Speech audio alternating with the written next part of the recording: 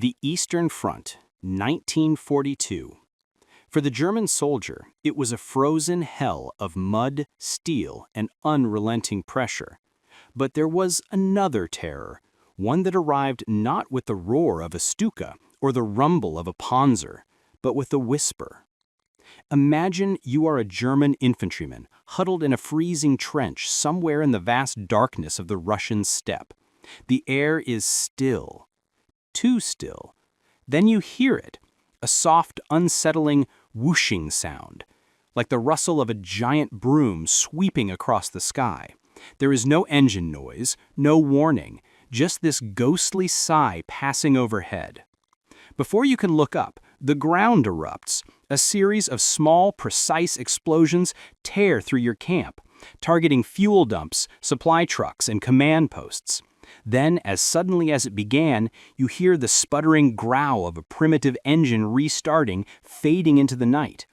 You and your comrades have just been attacked by ghosts, by specters.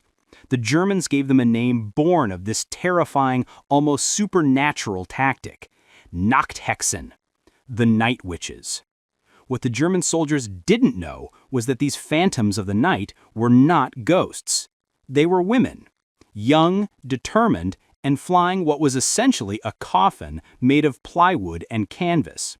This is the story of how the Soviet Union's all-female 588th Night Bomber Regiment, armed with obsolete aircraft and unbreakable courage, became one of the most feared and effective units of the Second World War. June 1941, Hitler's war machine shattered the borders of the Soviet Union, unleashing the largest land invasion in human history. The Red Army was in catastrophic retreat. The Luftwaffe dominated the skies, and the panzers rolled relentlessly toward Moscow. The Soviet Union was fighting for its very existence, and in this desperate hour, a call went out for every citizen to defend the motherland. This call reached the ears of millions of Soviet women, many of whom were already trained pilots through civilian flying clubs. But the military was a man's world. The deeply ingrained belief was that women lacked the temperament, the strength, and the ruthlessness for combat. They could be medics, clerks, and factory workers, but not frontline combatants. One woman refused to accept this. Her name was Marina Raskova, a celebrity aviator often called the Soviet Amelia Earhart. Raskova was a national hero, a skilled pilot and navigator who held numerous long-distance flight records. Using her fame and her direct access to Joseph Stalin, she lobbied relentlessly. She argued that the women of the Soviet Union were not a resource to be wasted. They were a weapon to be unleashed. As the German army closed on Moscow, Stalin's desperation finally outweighed the military's prejudice. On October 8, 1941, he gave the order to form 3 all-female air combat regiments. Among them was the 588th Night Bomber Regiment. It would be comprised entirely of women, from the pilots and navigators to the mechanics and armorers. The response was overwhelming. Thousands of young women, most between the ages of 17 and 22, volunteered. They were students, factory workers, and flight instructors, all burning with a fierce patriotism, and for many, a desire for revenge against the invaders who had destroyed their homes and families. They had no idea they were about to be handed one of the most primitive, dangerous aircraft in the Soviet arsenal. The weapon they were given was the Polikarpov Po-2. By 1942, it was already a relic, a 2-seater biplane made of a wooden frame covered in treated canvas. It was never designed for combat. It was a training aircraft, a crop duster. Its top speed was a pathetic 94 miles per hour, slower than most German fighters' stalling speed. This meant a Messerschmitt Bf 109 literally could not fly slow enough to stay behind it and get a clean shot. The Po-2 had no armor to protect the crew, no radio for communication, no parachutes, initially, to save weight. The cockpit was open to the elements, exposing the pilots to freezing wind, rain, and blinding snow.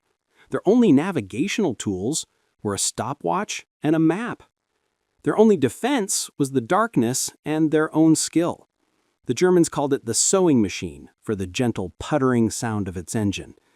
The women who flew it knew it as a flimsy kite that could be set ablaze by a single tracer bullet. Their training, under the command of Yevdokia Bursanskaya, was as harsh as the aircraft they flew.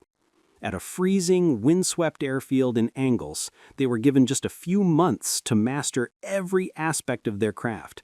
They had to learn to fly and navigate with precision in total darkness, to handle a plane that was unforgiving in bad weather, and to become proficient killers. They were issued ill-fitting male uniforms and boots they had to stuff with their own bedding to wear.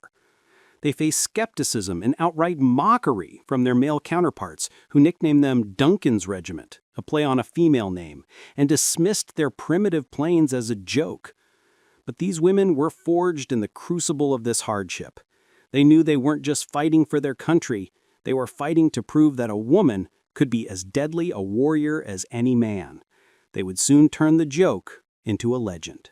By the summer of 1942, they were ready. Deployed to the Southern Front, the 588th began its deadly work. Their mission was harassment bombing. They weren't meant to level cities, but to wage a campaign of psychological terror, disrupting German sleep, destroying supplies, and picking apart the enemy's rear echelons piece by piece. Their tactics were a masterclass in ingenuity, born from the limitations of their aircraft. Because the Po-2 was so slow and vulnerable, it could only fly at night. They would fly in waves, often with 3 planes per target. The first 2 planes would approach and attract the German searchlights and anti-aircraft fire, acting as decoys. It was the 3rd plane that delivered the masterstroke. As she approached the target zone, the pilot would idle her engine completely.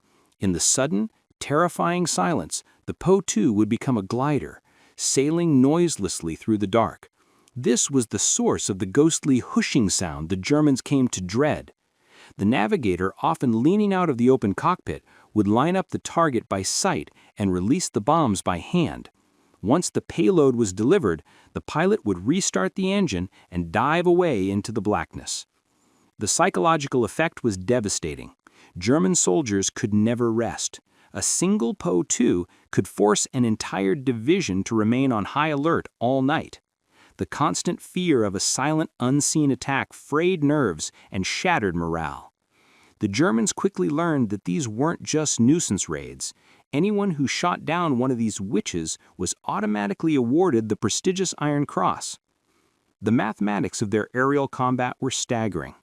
Each 2-woman crew would fly between 8 and, on some nights, an astonishing 18 missions in a single night. The ground crews, also all women, worked miracles in the dark and the cold, rearming and refueling the planes in minutes, often using little more than flashlights. Between missions, the exhausted pilots would catch a few minutes of sleep in the cockpit before taking off again. Their primary pilot was Nadezhda Popova, who would fly 852 combat missions by the end of the war. She once returned to base with her plane riddled with 42 bullet holes, her helmet and map pierced. She and her comrades bombed bridges, supply depots, and German headquarters. They flew mercy missions, dropping food and medical supplies to trapped Soviet troops. They were relentless, a swarm of nocturnal hornets that could not be stopped. Their courage did not come without cost. The 588th flew more than 24,000 combat sorties and dropped over 3,000 tons of bombs. 32 of their pilots were killed in action, women who were burned alive in their canvas planes or lost to the unforgiving night sky. But their sacrifice was matched by their success. In 1943, for their distinguished service, the regiment was honored with the Guards designation, becoming the 46th Guards Night Bomber Aviation Regiment. They were, per capita, the most highly decorated female unit in the Soviet Air Force. 24 of its members were awarded the title of Hero of the Soviet Union, the nation's highest honor.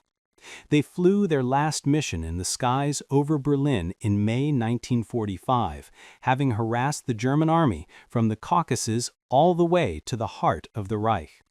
They had begun the war as an experiment, Derided by their peers, they ended it as legends.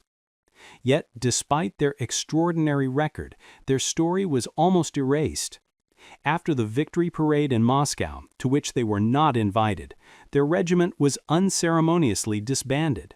The women were sent home, their achievements largely ignored by a state that, in peacetime, preferred its heroes to be men. For decades, their story was little more than a footnote, especially in the West.